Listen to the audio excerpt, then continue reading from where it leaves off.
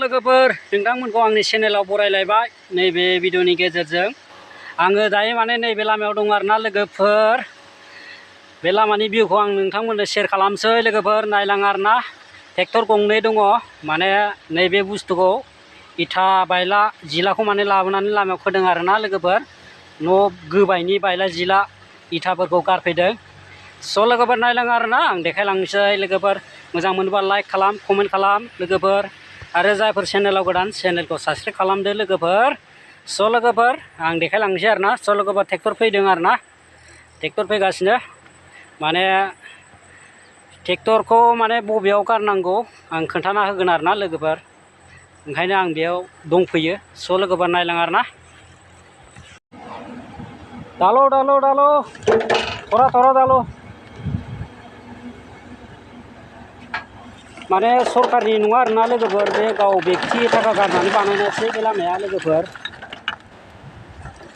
माने गावनि न'आव थांनाय लामानि आरोना। माने बे इथा बायला बायलिया ओरैनो गारनाय जागोन नालाय, ओंखायनो ट्रेक्टराव लाबोबाय आरोना। लाबोनानै बे लामाखौ गाज्रि नालाय थिग बानायफैबाय आरोना लोगोफोर। हाब्रु जायो नालाय ओंखायनो लाबोनानै खोफैबाय आरोना लोगोफोर।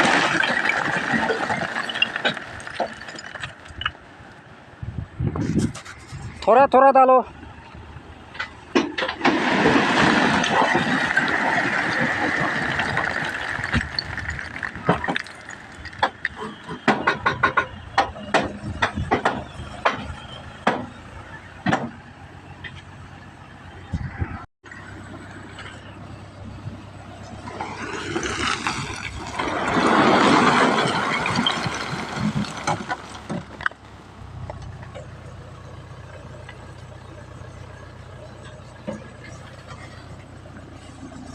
डालो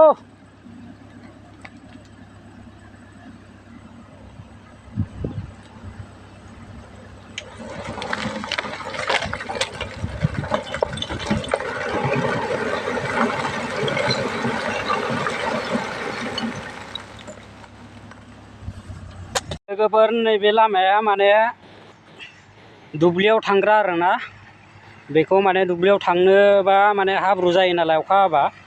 ओंखायनो हाब्रु जानायनि थाखाय नैबे इथा बायला बायलिखौ माने लामायाव खोफैदों आरोना ट्रेक्टरजों लोगोफोर।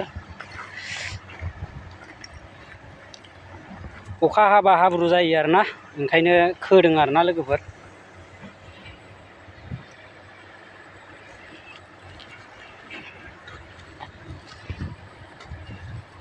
लोगोफोर लामाखौ खोखांबाय आरोना ट्रेक्टरजों।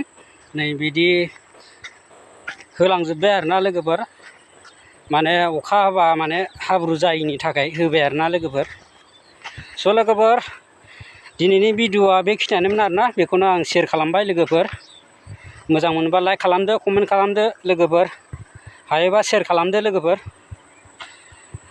स' लोगोफोर नेक्स्ट भिडिअआव लोगो मोनलायगोन आरोना।